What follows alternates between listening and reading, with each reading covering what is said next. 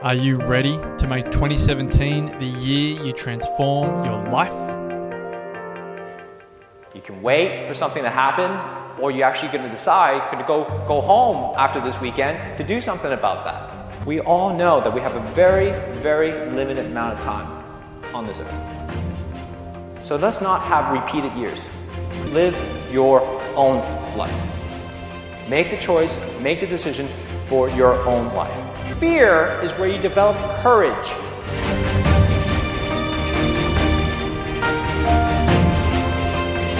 There's a moment going, holy crap, all right, I'm going to do this now. The Wellness Breakthrough is coming. And so you actually have that choice every single morning, every single day, every single moment to decide whether you're going to live it to the fullest or not.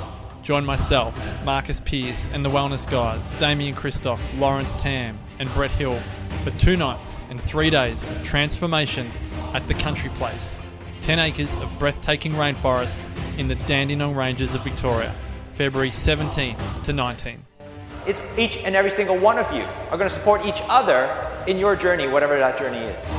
Couples discounts available, limited spots remaining. For all information and to watch the spine-chilling video, go to thewellnessbreakthrough.com. TheWellnessCouch.com, streaming wellness into your lives.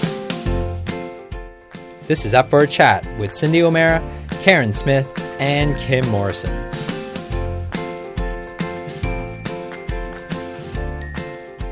Here we are, up for a chat about the hottest topics that are important to you, inspiring you to awaken the change within. And I'm Karen Smith. I'm Kim Morrison. And I'm Cindy O'Meara.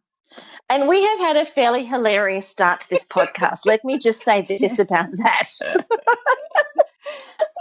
Cindy's been for a swim. She's had a coffee. She's had a good old crack up because I couldn't get my Skype to work. And then they were sending me videos from TED, and I didn't even see them. Oh, dear, oh, dear, oh, dear. It's the end of the year, and I think we're all getting a bit tired and a little funny. What was funny is that I really had lost it completely, and I have had the best abdominal workout. Just last time you got yourself sorted, Karen. Love you, girl. Oh, it's so funny. Mm. Oh, well, Cindy, you've got a really great podcast for us to do today, which is it's actually really fun. And I think the timing couldn't be more perfect. I think, we're coming towards the end of 2016 and introducing in a whole new wave, a whole new exciting year. And I don't know about you guys, but I always love when the end of the year comes because it's kind of like an end of a chapter. And when the new year starts, it's a new chapter. And it almost feels like I can review what the year has been like. I can get a feeling of what the year's been like and then try and anticipate what the year coming is going to be like. And it's an exciting time culminated with a whole lot of presents. And it's fabulous that I think Christmas Day and my birthday, presents. Yeah, I just had to throw that in there. But this article that you found by Amy Morin, I'm so excited for us to talk about that. Tell us about how you came across it. I spend a lot of time in airports, a lot of time on planes, a lot of time on everything. And I bank up articles or magazines that I want to read when I'm on it. And I came across this article and I read it yesterday, actually. I went down to Sydney for the day to deliver a Thermomix to the winner of our Thermomix competition. So I read this article and it was by Amy Morin, and it's actually a book that she has written, but someone has summarized it. Actually, I think she's summarized it, and it's 13 things mentally strong people don't do. And it immediately caught my eye because I wanted to know, am I strong or not? Do I do these things? And as I was reading it, I thought it'd be a really good podcast to talk about these things because some of them, for me, were a little bit foreign, that people actually do that. Well, other things were, oh, yeah, I get that. Yeah, I get that. But there were some real foreign ones. But I thought, well, the three of us talk about it because we all have different experiences in our life. We all have different people in our life. And we might find that there are people that do things differently to what we might be talking about. And I know there are many things. Like I looked at it and I went, well, there are habits in there that I do in order to remain strong. And I thought that was important also. So that's what I think. Yeah, there are things that we've got to do to remain strong. It's not just about not doing things. We have to do things to remain strong. And what are those habits that we do in order to keep not only physically strong but mentally strong? And there are two other things I think that are really important that we should talk about as well, and that's there are medications that can actually change the way we think. And so I really want to address that. And there's so much new information out there about how these medications are changing the way people are actually thinking. And maybe if they're thinking this way that we're going to be talking about, then don't think that is you if you're on one of these medications. And we'll talk about those as well. And how do we change our thinking and the way we do things, I think, is another thing. So this could take us 3 hours. But anyway, I thought we'd start. I love it. I think it's a great topic. And I always think we learn something either from each other or even from this article. More than anything, it just makes you become aware and present, doesn't it? Really around what am I like when I'm stressed? What does it feel like when I'm overwhelmed? Or how do I do things to keep me strong? So I think it's an awesome topic and I think we can all get a lot from it. Yeah, exactly. So kick us off, Cindy. We start at number one? Yeah. Okay. So Amy says number one is that people who are strong don't waste time feeling sorry for themselves. Mm-hmm. Now, I find that, and this is what it says. It says mentally strong people don't sit around feeling sorry about their circumstances or how others have treated them. Instead, they take responsibility for their role in life and understand that life isn't always easy or fair. And I love yours, Karen. I love your whole take on this. If I can, put words in your mouth. Right. Go for it. Go for it. Well, you always say that things are perfect. Everything is perfect. It's the way it's meant to be. It's to take you to the next step in your life. It's to take you to the next chapter in your life. It's so I love that. And I always think when something like that is happening in my life, that I'm feeling like something's not going the way I need it to go or want it to go, I just think, well, this is perfect. This is the way it's meant to be. Let's just see what happens. So that's my take on that one. I think I agree with you on that. I think I did I had my event, The Effortless Self Unplugged, last Friday, and we were talking about how challenges show up in people's lives, and we were talking about how a challenge is really it's a way that the universe forces humanity to expand. When we come up against things that don't work the way we want them to, it's a forcing of us to expand, because as a human, there's only one job that we have on this planet, only one, and that's to be expanding. And so that we're matching everything else on the planet, so that there's this harmonistic vibration that occurs amongst us and everything else that exists on the planet. And when those challenges come up, we can't use the tools we're used to using. Otherwise, we're just going to keep repeating history.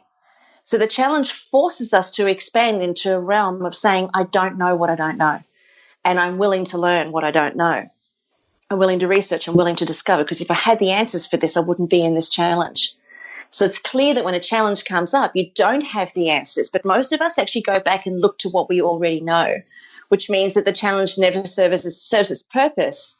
And then we feel like we're in Groundhog Day, or, the same challenge shows up later on, but wrapped in a different package, looking and feeling a little bit different, but ultimately it's the same learning. Mm-hmm. So I think it's to say that it's perfect is the best way to catapult out of the doldrums of a challenge, and to be on bended knee for 6 minutes, not 6 days, 6 weeks, 6 months, or 6 years. To just simply say, right, this is perfect. It's the stepping stone to my next level of life. So let me get the lesson, let me get it quick, and let me move the hell on, because life is calling me forward.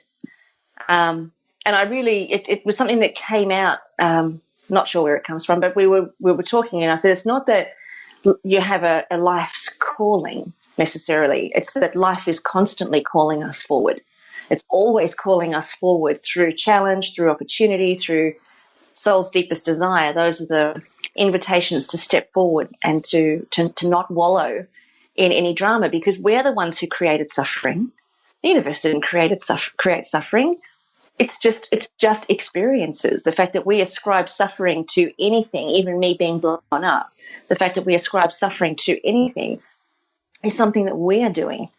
It's just experiences, really. And I know that when a person's in the middle of something, that's very hard to hear. But, the quicker we can get to that state of acceptance. And on here it says, on my screen it says here, we should train our brains to exchange self-pity for gratitude.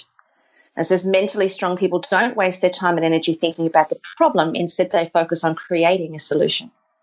Oh, that's really cool. Yeah, I really like that. And I think one of the things that I think that you guys do particularly well, and probably why we enjoy each other's company, is even when we're down or feeling challenged or there's something that's come up, we'll always, I think it's really important to show empathy for people and are you okay, and check in. But then it's like when someone turns around and goes, yeah, this sucks, or this hurts, or this isn't right, or it's unfair, it's like you can really empathize with it. It's like don't stop crying or stop worrying or stop whatever. It's like, just let it out.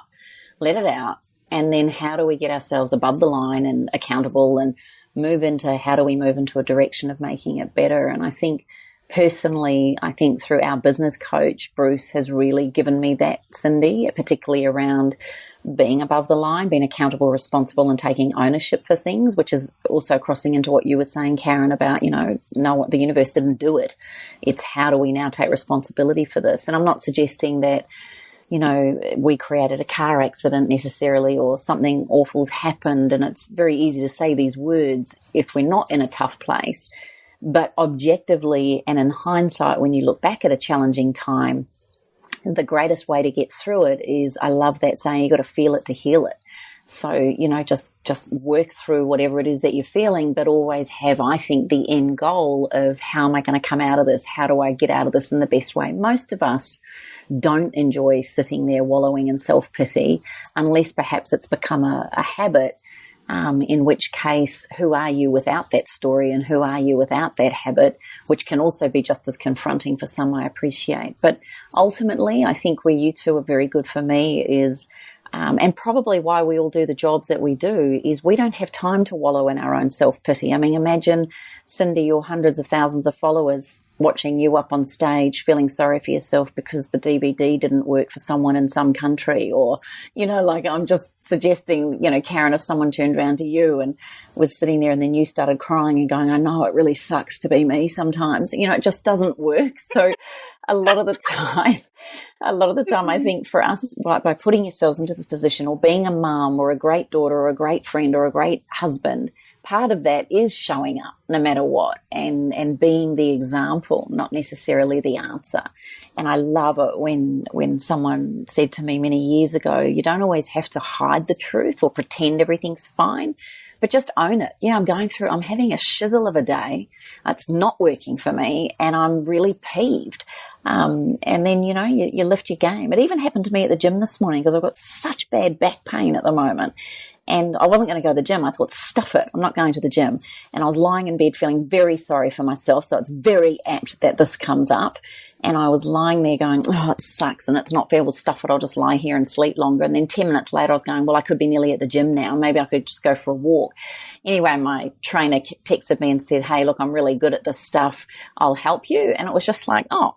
So then I got to the gym and, okay, I didn't run today, but I did do a real strong power walk and still felt a bit sorry for myself. And then Jamie just walked past me and he goes, you've got this. And all of a sudden I was like, oh, God, you're so right. And he goes, hey, and you're doing a hell of a lot better than the person who's lying in bed right now. And I thought, yeah, I feel much better now. So it was kind of like, I know I go through it sometimes, and sometimes I do feel sorry for myself, but it's in those moments you go, yeah, actually, you know what, pick your sorry badass up, get out there and go for a walk, get into nature too. I think that works. Yeah. It's so funny because I swam with Ogilvy, who's one of our mutual friends, Kimmy, and he said to me, Yeah, she texts me and she says she's not going, and then 10 to 5 she texts me again and says she's going. I know I did, right? I was like, oh. Yeah, and I'm thinking, and I wonder what the change was. Well, I had such an excuse and a reason to not go, like when life's hard or when you're in pain or when things aren't working, you do have reasons and excuses not to go or not to do things.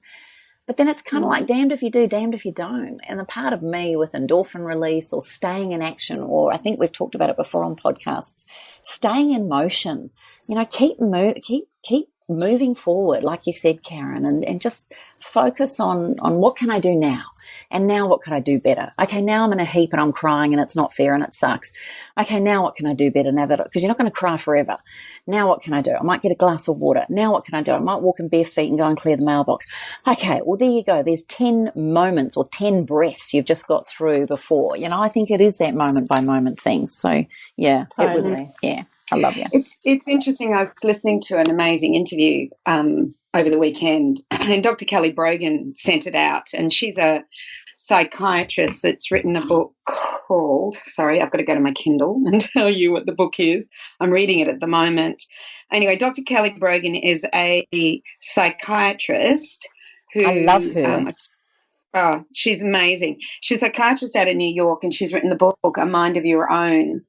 And if I could read the exact title of it, anyway, I'll find it for you. But anyway, she sent out a fabulous 35-minute interview with a woman by the name of Ali.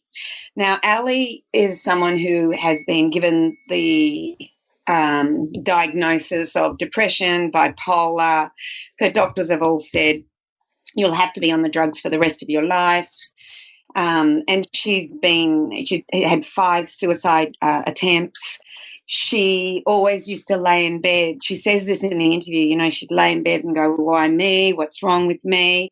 And she'd question it all the time. What's wrong with me? What's wrong with me? And why do I feel this way? And this is, her whole life was like this. And every psychiatrist or doctor she went to would always just give her another drug. And finally, her therapist says, you need to go see Dr. Kelly Brogan in New York and you need to read her book. And finally, this woman goes. So she goes May this year to Kelly, and Kelly puts her on a protocol, and it's a dietary protocol. So it's Kundalini yoga, coffee enemas, very much like the one that my daughter Casey did. Based on the Cultured Wellness program. And what are we now? We're in October, November, and she's a new woman. And she said that she feels it's the medications that were making her question what was wrong with her and feeling sorry for herself. Mm. And the defining moment for Ali in this interview is that she goes to Dr. Kelly Brogan. And Dr. Kelly Brogan gives her hope, because she said everybody had said, you've got this for the rest of your life. You have got to be on these drugs for the rest of your life. There's nothing we can do for you. She was in psychiatric wards. She had the worst. It was an absolute worst.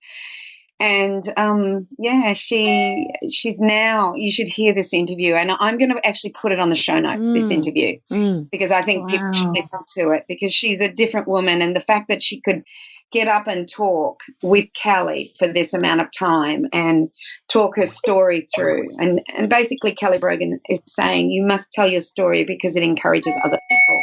And that's why she got up and told it. And now she's helping her 16-year-old autistic nephew. She's stopped feeling sorry for herself, stopped asking the question, what's wrong with me, got herself well. And she did it through a protocol, got herself well. And now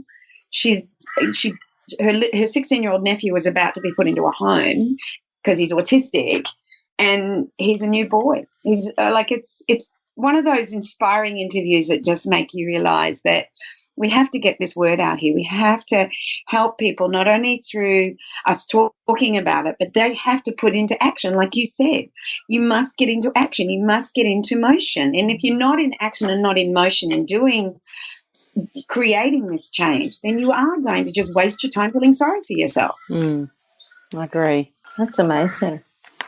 Yeah. Oh, so I always find people like that, like you say, Cindy, just so inspiring. when they can pull themselves out from the ashes and really get new. It's almost like I don't have words for that. It's like they get new answers to an old problem, and then they decide that they want to start helping other people. And I think I look at that, and I think then nobody can say that experience that woman had was a mistake. Because what she went through on behalf of mankind. She went through on behalf of her nephew. She went through on behalf of everybody that's hearing the story and reading the book, and then like you telling other people. You can't ever think that anything is not purposeful in your life or in the life of another human being. It blows my mind. It blows my mind. It's so inspiring. And you know what's interesting? I had a really very close friend call me probably about 4 or 5 weeks ago now, and he was really didn't know what to do about his wife. And she had anxiety. She wouldn't leave the house. I remember when she was pregnant, she had Bell's palsy. So I know she hasn't been well for a long time because this is 30-odd years ago that she was pregnant. And so he rang and they just couldn't find an answer. And I suggested the Cultured Wellness Program. I said she needs to, do something really drastic and needs to change what we're now learning. The gut and the brain are so entwined, and she had gut issues. And I said, this is what needs to happen. So I referred her on, and she'd had one consult with Kirsty. And I got home and I got a text from Kirsty saying that she had passed away. And I rang Kirsty and I said, if only we had got her a year ago, if only we had got to this person a year ago, we know we could have at least had a change in how she's feeling about life and everything. So I said to Kirsty, because Kirsty and I are now doing a joint venture, and hopefully we'll have that up on Changing Habits, next year in 2017. But I said, like Dr. Tom O'Brien says, not on our watch. We have to spread this message. We have to get this out there so that people do have an alternative. What did you say, Karen? A different answer to an old problem? Is that what you said? A new answer to an old problem. Yeah, a new answer to an old problem. Because the problem is that psychiatry and mental disorders, and I see feeling sorry for yourself and wasting time on that. Something that, we're not clicking our brains into the bigger picture, that what life is all about. It's not just about us. It's bigger than that. It's bigger than us. And but like you said, Karen, we can't say that it was a mistake that Ali, who was, interviewed by Kelly Brogan, her life wasn't a mistake, because over and above her wanting to help her nephew, she wants to create a hospital. I mean, she doesn't want to call it a hospital, but a place where people can come and do the program and the protocol. And not be in the situation she was in. She's in her 40s. I can hardly wait to see what this woman does. She's just a girl on fire. Oh, I love it. Yeah, almost makes me very emotional. It does. I think, yeah, totally. It's like I say, it's the most inspiring thing in the world when people can, get through it and then become a voice. I love it. Yeah. Beautiful. Beautiful. Yeah. Well, let's look at two. This is the second thing that they say, that 13 things, mentally strong people don't do. So one is that, and I think this is really interesting, is that they don't give away their power. Mm-hmm. And one of the things when you do have a mental illness is that you give your power away. You don't think that you can change that. So what you do is that you give your power to somebody else for them to fix you. Now, we can look at it in all aspects of life, but because we started talking about mental illness, I thought I would continue down there. So what happens is that in any physical or mental illness that you have, instead of you seeing it as an opportunity for change, often people see it as not an opportunity to change, but who can I go to fix me? who will fix me? And that's giving your power away. So we go to our doctor if we have a physical symptom, let's say, and the doctor says, oh, this is the symptom, take this drug. You don't have to change. You don't have to do anything. You just go back to your old ways, your old life. But I actually see mental and physical dis-ease, and I'm saying DIS with a space ease, and so that can be any dis-ease that you have in your life. I actually see that as your opportunity to change. So Cindy, can I just interrupt you there, though? For some people, you know, going to a doctor or a specialist or seeing someone, an osteopath, a chiro, an acupuncturist, whatever, for some people, though, it's very healing in the sense that it helps them, it gives them more power to understand. Like, you know, you're not a doctor that necessarily understands the anatomy and physiology and everything that makes up your body. So sometimes I think going on another level, I completely hear what you're saying, but on another level to actually get a diagnosis or to get a understanding of what's happening, then to go away and work on yourself or work with yourself or with a team of people to help you through. I think sometimes seeing someone with more knowledge doesn't necessarily give your power away from this context, and I'm sure you'd agree with me. Yeah.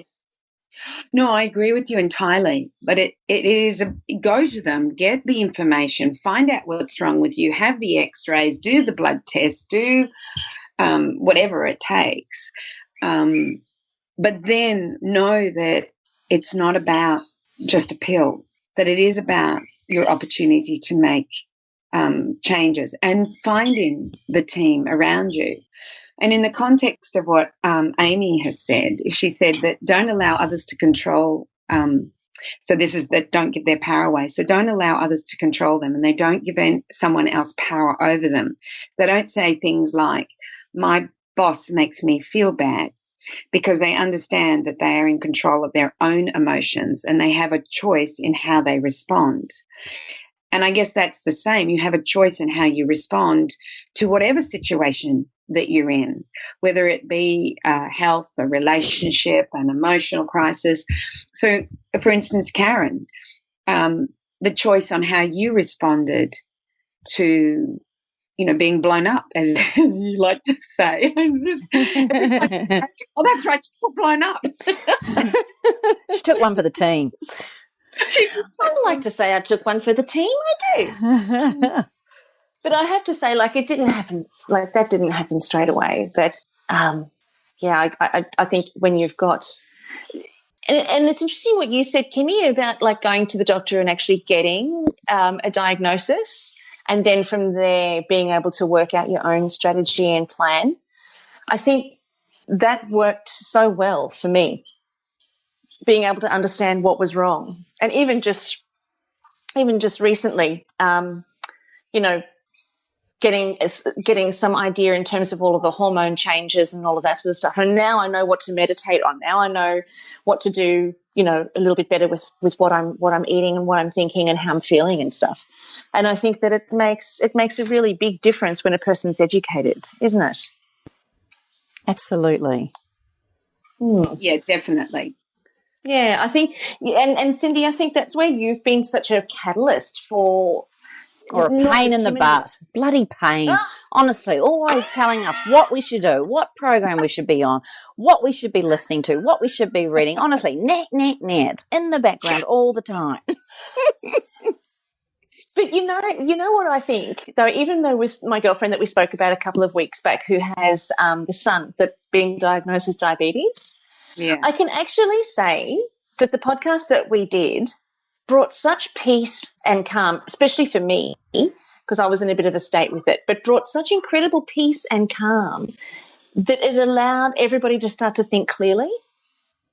Because the way that you articulated it and the way that you speak about it and the research that you have behind so many things, I mean, you're just this font of knowledge. And I think that everybody that's listening to the podcast couldn't help but agree with me. You really bring peace, calm, clarity, direction, and also a bit of sometimes a bit of a wake-up call to say, hang on a second, don't be blindsided by this. Wake up and start to pay attention to what's going on inside of your body. Don't hand over your power like you were just saying. Don't hand it over. Retain it, hold it, get your own clarity, get your own idea of what's going to be right for you. And I think that in and of itself is such a gift. It's such a blessing. We are, and I wanted to say this to you. I was actually going to call you during the week, but I really wanted to say this to you. You are such an incredible gift and blessing to millions and millions of human beings. And I don't know if you actually realize the extent to which you leave your mark. It's profound. I appreciate that. I appreciate that a lot. And I guess I love learning. I guess that's the biggest thing of all, is I just love learning and I love teaching. So I do what I love, and I often don't understand when somebody is. I guess I don't understand when somebody is ill to not want to know what to do. But you know what the hardest thing I think is knowing the right thing to do. Where do I go? There are 100 opinions out there. And sometimes, like I know when my sister got sick and we never even heard of Crest disease, and which was the autoimmune disease that she had. And to find the right information on what everyone was doing. And then when she got cancer of the esophagus as a result of Crest, I was reading so much about it, but it was, what do? You can't do everything.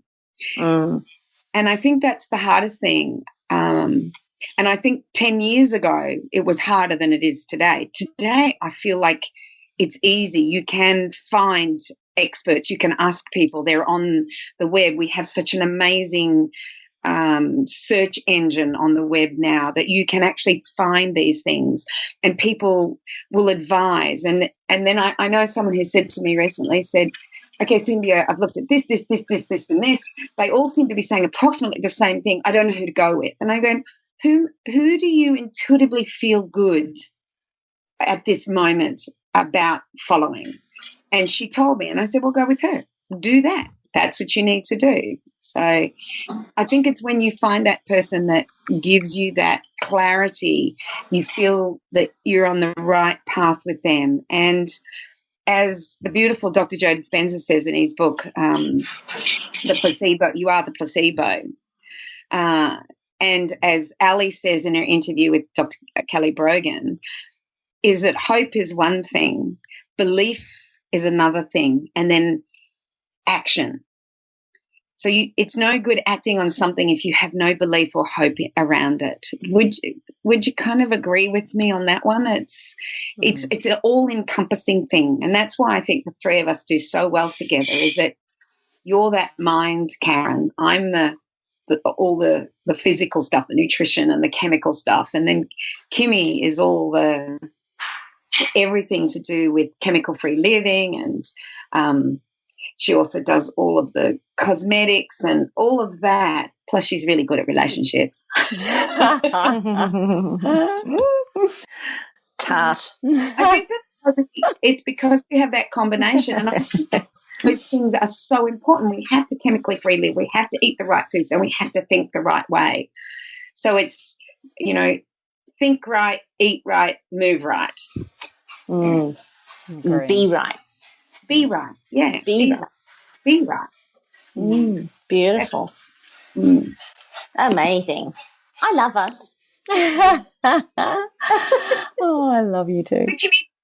Kimmy, do you have something to say about not giving away the power?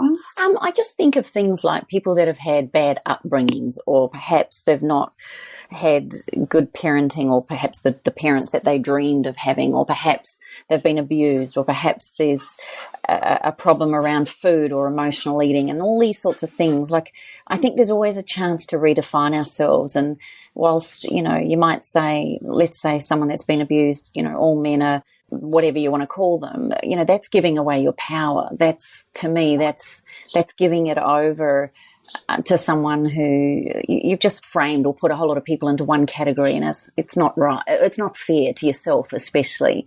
I think sometimes we can blame teachers, or we can say that I never got this because that happened. Or I really think the giving away your power is when you put the blame onto someone else, and rather than going, okay, well, that happened.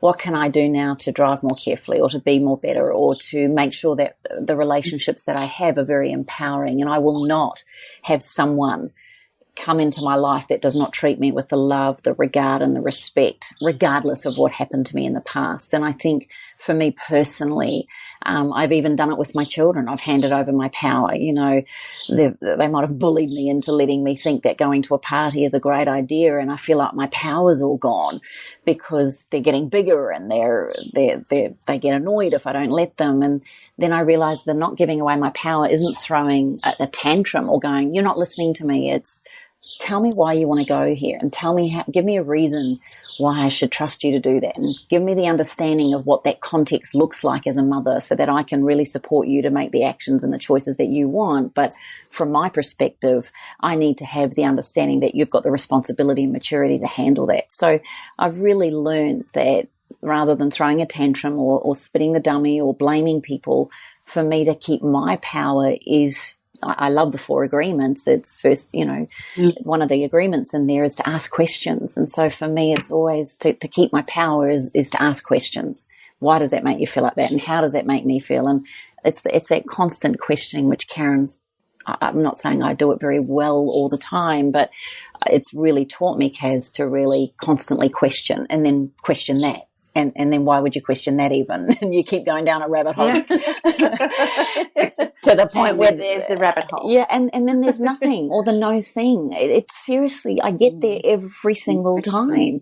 The more I question, the more I go to a place of no thing. And that's a beautiful place, I feel. Yeah, it's my favourite place. I'm trying to get to that place of no thing.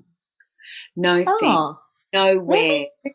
Yeah, I've been trying to get to it because I'm doing Joe Dispenza's meditation, and he asks you about 20 minutes into the meditation to go to that place of no thing. And I'm like going, no thing. Okay, where's no thing? Where is that? What's the address? The address of nowhere, of no. It's quite hilarious. I'm listening to it and I question him. I'm going, where is that? I can't find that, Joe. It's not there. Well, it's actually easy. Do you want me to give you a way in? Yeah. Yes, please. Okay, so there's 2 methods that I use. It's really fast. I imagine that I've just fallen out of the sky, like I'm having a conversation with God Almighty himself, and I'm saying I want to come down to the earth, and instantly they boot me out of the heavens. I fall down to the sky and I land in this skin, and what's in front of me is a coffee cup and my laptop, and that's it. There's no past and there's no future. There's just what's in front of me right now. And if the more I the more I train my brain, and I train myself to do that, fall out of the sky, land in this body, all of a sudden I look at these legs, I look at these hands, and then I'm in a state of intense curiosity as to what these hands can do. Even as I'm sitting here now, I'm feeling it. Yeah. So I fall out of the sky and I've just landed in this body. So that makes everything on this planet brand new to me. Everything, which means everything is nothing until I make it something. And so I don't make anything, because every moment that I can remember to do it, I'm falling out of the sky, which makes everything nothing. And then it just becomes, I'm in a state of absolute presentness and curiosity about everything, even the fact that I can move my hands and that I'm speaking and I can hear sound. So that if you're not in meditation, that's a really great way to do it during the day, is to just imagine yourself falling out of the sky. Fall, bang, land in this skin. What's in front of you? A handbag. What's in front of you? A street, if you're driving the car. What's in front of you? A notebook, whatever. And then you just be with whatever's in front of you. No past, no future. And you just, when you do that, the space between your 2 ears gets very, very quiet.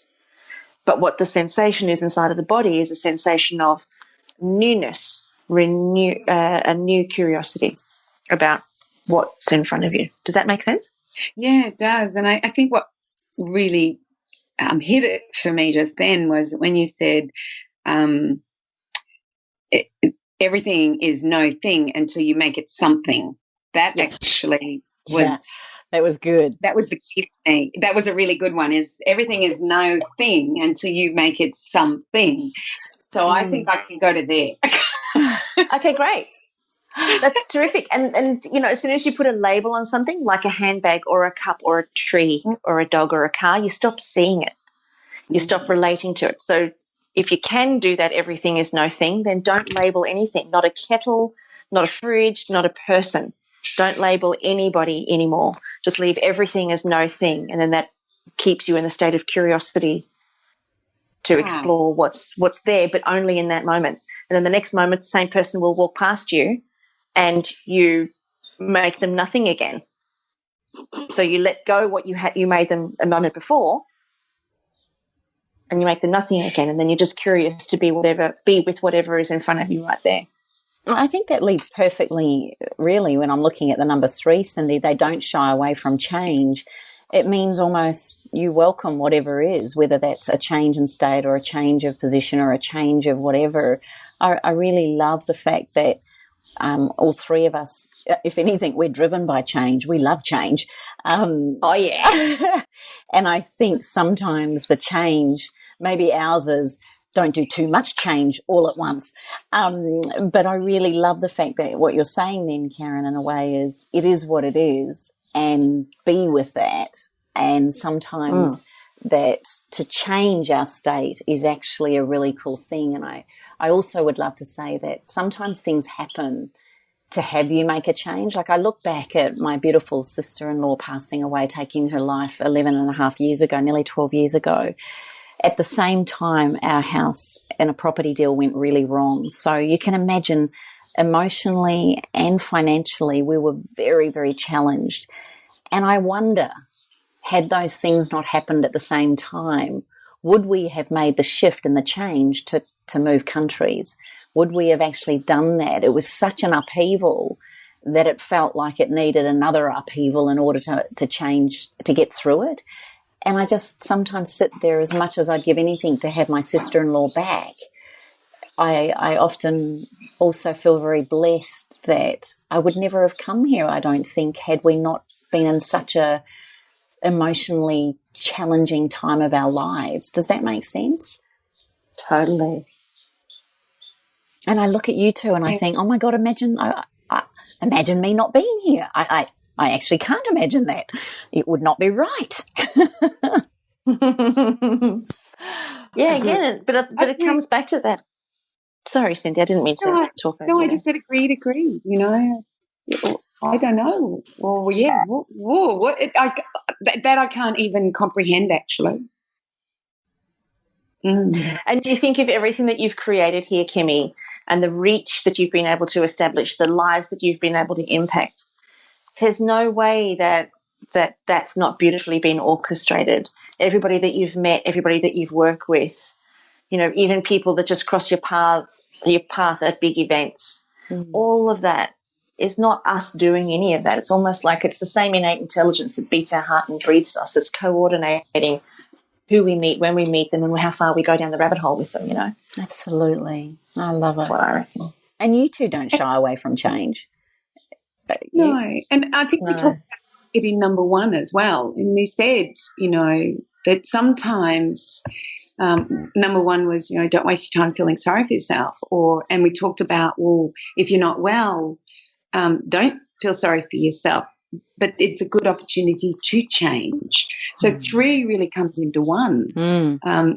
You must change if that's what you're feeling like. You have to do it. You have to do the changes. You can't stay in that one place. And as you said, Kim, stay in movement, act, do anything, but not stay in that same place and make the changes. And I feel like at the moment my life is changing way too much. I don't have that regular routine in my life. I don't get to go swimming every single morning because I seem to be away so much with work. And when I listen to Joe Dispenza talk about the fact that the way you make new neurological connections is with change. I started to think, well, then it's a good thing. I started to look at it differently, that when I do something that's not habitual in my life, which is going down, getting up in the morning, going to the beach, having my swim, having a coffee with friends, coming home, doing breakfast, going to work. So when I'm not doing that, I'm actually making new neurological connections in my brain, which helps with growth.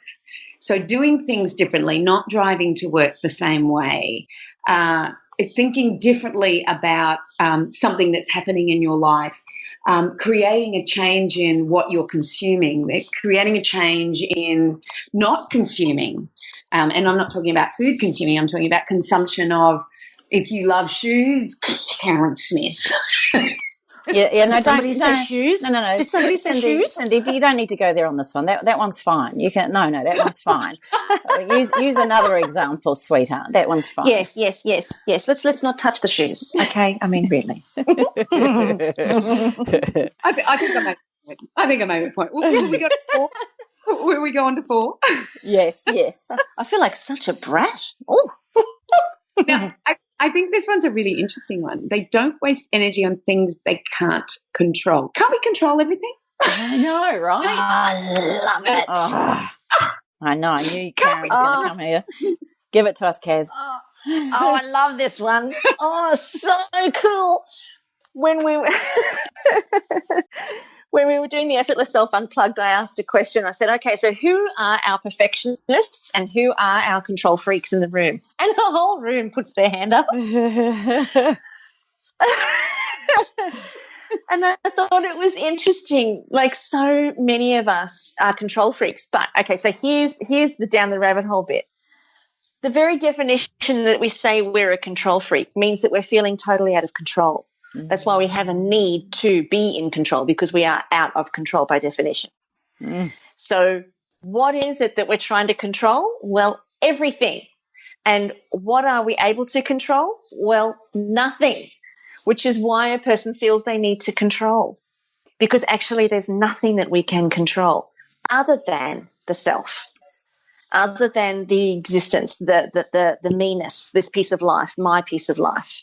That's the only thing that we can control. So when people are saying that they're control freaks, it's because they've got their focus on an outside world rather than the inside world. And that's where when Cindy says stop and start to pay attention to what's going on inside, it's such a challenge for most people, because most people have got their focus on the outside world, being what's my house like, my car like, my family like, my money like, my job, my business, my career, my success, my sense of achievement, my ambition. What am I doing? How am I doing it? What's the impact of that? So most people have got this focus on that whole outside existence, and that's vital. It's a huge part of being human. But, one of the things that I'm a really big proponent of is that if you can't master the inner world first, there is absolutely zero chance of ever being able to master anything on the outside world, because the outside world is always a reflection of us. And because we are the center of every single experience that occurs. We are the center of it. Every experience that we have, we're there. So if we can master the inside world, then it makes every experience purposeful and magical and full of either opportunity, challenge, change, or whatever the case might be. But if we don't master that inner world, the outside world will always be a circus. It will always be a mess. So when those people who are control freaks, it's simply because they've got their focus in an outside gratification, an external. They're looking for external validation and gratification of who they are and what they're doing. Whereas in actual fact, if they can learn to change, and it's a 360-degree change, to bring the focus inside and do all the doing on the inside. And what that means is start to pay attention to the thoughts, start to pay attention to the sensations of the inside, start to pay attention to the feelings, and you do it moment by moment. It's not something that's a fictitious woohoo thing to say, oh, your answers are inside, let's zen the moment. It's not that. It's a case of saying, okay, well, what am I thinking? What did I just think? Well, I just thought X, Y, and Z. Great. Well, geez, I've never actually noticed the things that I think. I've never paid attention to that. Let me pay attention to that again. And what am I feeling? And what am I doing based on my feelings? Because the natural process of a human is we think, then we feel, and then we act. So our actions are always driven by what we think and what we feel. And in that thinking is also what we believe and our perceptions. So a lot of that need for things to be right outside is because we know that things that, well, we don't know it because it's unconscious, but the need for things to be right outside is necessary because things inside are not right, because we're living on perception and belief. And so my perceptions are different to yours, different to the next door neighbours, next to the person next to me, and I live like my perceptions are true. But in actual fact, they're just my perception. And my perceptions are the very things that need to be up for question. So when I say bring your focus inside, that's the work, that's the doing, is to pay attention to what your perceptions are, because your perceptions are always made up by you, no matter what they are. They're always made up by you. And if you made them up, you can make up something different that actually serves you, or be in the no thing, which is a much better place to be. It does take work. It does take attention. It does take a little bit of effort, no doubt. But it's the most natural state of being for a human being. So if a person can focus on that and pay attention to that for about 2 weeks, it's all that it takes. It's all that it takes to create a change. If you've been being you for 50 years, you can change within 2 weeks. Too easy, where all of your perceptions get cleaned up to a no thing, or at least get cleaned up to a perception that serves you and serves humanity, rather than a perception that the government's ripping us off, people are nasty, or, my mother-in-law is this, or my husband is that, or my sister is this, or my friend is that, or my work is this, my money is that. All of that's just perception-based. So if we can do a little bit of work on that, then that's the inner work to control the inner world and master the inner world. And then the outside world becomes a natural reflection of the potency that we've established inside. And that's the end of that. You're flipping amazing. You're just, the way you articulate things and the way you say it. We are so blessed to have you. We are so blessed to have you in our world, and the way you say things just make it really, it's so simple. I read a beautiful quote. I might have it wrong, but the path to truth is simple, but the journey to do that is anything but simplistic. And I might have that a little bit wrong, but it kind of really got me that it is so simple, and yet we maybe as human beings don't make it simplistic in the reality. Is that fair comment? Well, I think that there's a big groundswell of people who are on this edge of awakening and this edge of starting to understand everything that I've just said now. There's a huge groundswell of people who are starting to become curious. When they hear things like what I've just said, they're like, I can feel that there's truth in that. And it's not just true for me, it's true for everybody. And that's the one thing that is vital about truth, is that truth must be true for everybody. It can't just be true for me. So it has to be true for everybody when they get a direct experience of what I just said. And that's when a person knows, that feels right, that gels, that makes sense to me. And, I think sometimes if something feels complicated, it's because it's not true. If something feels difficult, it's because it's not true. Because the truth is actually the most simple way of living. It's the most simple way of being. But because we're not trained or conditioned or educated to know the truth, what we're conditioned and educated to know is societal belief, societal opinion, marketing ploys, we've spoken about this, but even the colour blue, who said blue is blue? Or everything that we believe to be true is really up for question, because who said? Not that blue is an important thing, but even that, who said? Let's rather be in a state of curiosity about that stunning colour that exists above us, and then we can go from that. Then we can be in a state of gratitude and awe. And I can tell you right now, if a person's in a state of gratitude and awe of everything around them, you see a tree, be in a state of awe. Because who said that's a tree? And who said that all that it does is provide shade? And who said that all that it does is do oxygen. What if it does a whole lot more than that? What if there's a whole world inside of that tree that we don't know about? Wouldn't you want to know? Wouldn't you want to be curious about it? What about your children? What about the earth? What about the ocean? What about a veggie patch? Everything. If we can be in a state of awe about everything, then all of a sudden, all of the things that are small, mundane, insignificant, and unimportant take second place to this spectacular sensation that exists inside of you on a day-by-day, moment-by-moment basis, so that when you look at a tree and you're in a state of awe, and then you do your bas.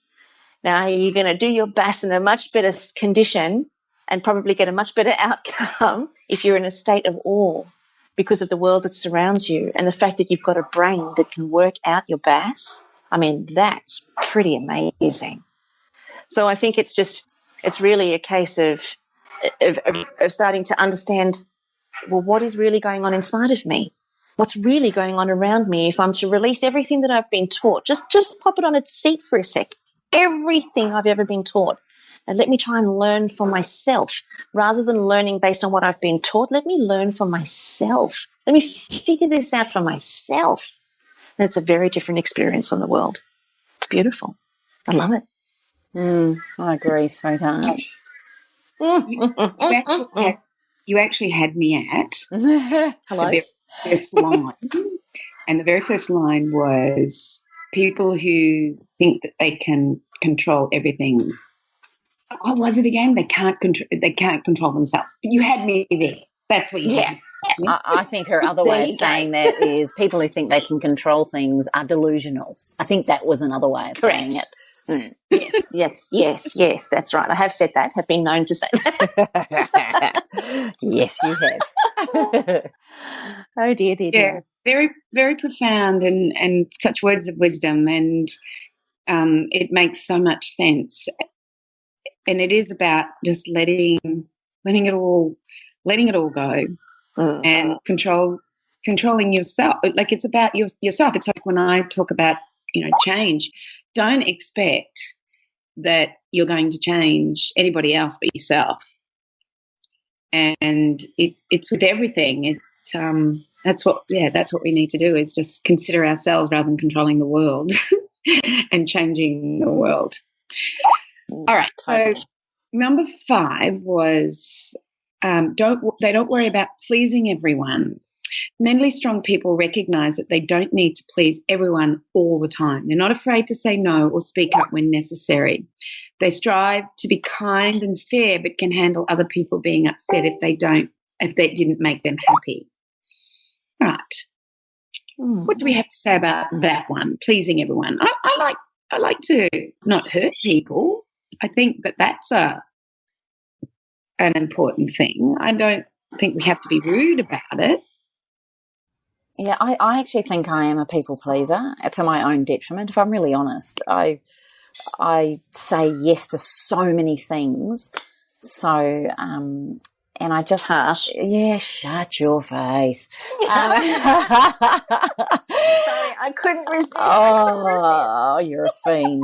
I'll just say horse. But yeah, I do say yes to a lot, and sometimes to my own detriment, where, I get overwhelmed or I do too much, or then I feel like I disappoint people. So I think sometimes, it's okay to please, and like you just said, Cindy, you don't want to displease people. But I think there's a real difference, and I think coach me on this one, Karen, but I think the difference is when ego comes into it, when I actually want to look good, or I don't want to let people down, or it's all about how it looks and feels rather than what feels good and right to me. Is how would you coach me on that one? Bless your little buttoned face. I would just suggest that, again, it's very similar to what we were just talking about. It's when the focus is on the external experience, it's on an outside world. There's never any joy to be gained from that. And the truth is, the ultimate truth is that you can never satisfy another human being, because you can never know their neediness. You can never understand what it is that they directly need. So the only way to find that sense of peace, equilibrium, and I guess it's almost like a neutralness or a benignness in life where you're not hurting anybody else and you're not hurting yourself. You're just in a state of pure being. You're just going about life doing what you're doing, and leaving who's attracted to you and who's not attracted to you. You leave that up to universal business. The only way to do that in a really the easiest way is to just bring your focus back onto yourself and to say, well, what is it that makes me feel joyful and blissful? And I'm willing to trust that I would never intentionally hurt somebody because I'm simply not wired that way. I'm just not wired that way. And so I'm never going to do the wrong thing. I'm always going to do the right thing. And I know that about myself. So from this point forward, I release myself from the need to be approved. And then you bring your awareness back to the way you carry that out. So when you feel that old habitual way coming up inside of you, because you know the sensation of that, you know what that feels like when you start to do the people pleasing, that's when you give yourself a little bit of love and you say, you know what, I've actually given myself permission to not do this. I've given myself permission to be 100% free. So what is going to serve me in this moment that's going to serve me in this moment? What is that? And it might be, well, I'm going to walk away, or I'm going to excuse myself, or I'm going to, offer a piece of advice. Whatever it is that serves you in the moment will always serve humanity. And I think that's the key that we've got to understand, is that we are incredibly connected human beings, and everything that we do, when it comes from the congruent and authentic self, everything that we do serves everybody. So we don't have to actually go out and look, what is it that people need? Let me serve that. Because that's the biggest mistake we can make. We're taking our focus off our internal passion, desire, selfness, and the reason we're here. We're all here to be these individual expressions. So if we can just be that and be completely safe and free to be that, but we're being safe from ourselves, we're giving ourselves permission to just be 100% authentic, then there's no place for the ego to even step in and try and get you to manipulate a situation, because no longer are you trying to please anybody outside, because you've simply given yourself permission to be you, and regardless of what happens outside, it's not really relevant. Everybody's going to do what they're going to do. And I think that the key here is to know that nobody wakes up in the morning thinking, how can I ruin somebody's day? Nobody wakes up in the morning thinking, how can I be a butt face? Nobody does. It's never intentional if people get hurt. Sometimes what happens is a way that somebody is being can be hurtful to another person based on that other person's perceptions. Now, try as hard as you might, you can never change another person's perception. They can only do that themselves. You can give them other ideas, you can give them other ways to think, of course, and you can try and correct it for them and tell them the truth, and if they get it, they get it. But at the end of the day, it's up to each one of us to really be responsible for our own perceptions. But I think what you would find is that the more you are in your authentic, genuine, gentle, beautiful self, the more you'll see that nothing you've ever done, or anybody who's listening to this podcast, nothing that you've ever done has actually been the wrong thing or created a bad perception or whatever you think has happened. It's never done that. And if you look back at the actual truth, everything has been beautiful the way that it was. Everything's been purposeful the way that it has. So that's the actual truth, and the evidence of your life speaks volumes of that. You get me every time. Ask Karen? She does. Can I ask, okay, an action step for that one. So if someone asks you to do something, they will ask you to do something, you feel obliged to do it, but you don't want to do it. Yeah, right. What is the action step there right now? What do we do? How do we get through that without feeling guilty that we should be there, but we don't want to be there?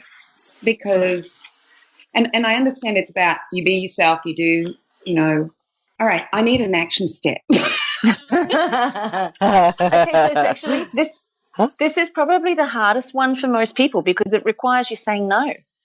And most people don't want to say no because they've got their focus externally, But here's the thing. The truth is the only thing that actually doesn't hurt. It's all the other stuff around it that does hurt. So if you can go inside and say, well, why is it that I don't want to go? Is it because I'm tired? Is it because what is my reason? And it's like going in and actually doing a deep dive into yourself and saying, well, am I not going because of my perceived beliefs about what's going to happen? Or am I not taking this action because of my perceptions? And if that's the case, then you've just got to correct your own perceptions and you might find you want to go again. But if you really don't want to go because it's not going to serve you, it's going to deplete you, et cetera, or you don't want to do something for a reason that is going to have an internal effect on you that's not driven by your own ego or anything, then it does require a person says, you know what, sorry guys, I'm at home and my kids are going off. My fur family, can you hear them? That's Jet. He's a beautiful little man. Oh, sorry. He's adorable. But yeah, the action step there, Cindy, is it's not an external action. It's actually an internal action to go in and say, well, why don't I want to do this? Specifically, why don't I want to do this? What's stopping me? Is it my beliefs about those people? Is it my beliefs about the situation? Because if it's that, then you can clean that up, and then make it, then you can still decide whether you want to go or not. But if it's, and do you know what I mean by clean that up? I just realised what I just said then. Clean it up. Clean up your own mind. Yeah. So if your perception is I don't want to go because I don't like those people, then, you can clean that up and say, well, what is it that I don't like about them? How have I perceived them? What if I was to fall out of the sky and have no perception about them whatsoever? Let me go and let me be in a state of curiosity. Because usually if there's a challenge or if there's something coming up for us, it's because there's something for us to get out of that situation. So by not going, you're missing the learning. And it's kind of one of those things that I've got a rule in my life that if something feels uncomfortable or difficult, I dive in with both feet because I know that there's something there for me to get and I want to get it now. I don't want to get it later.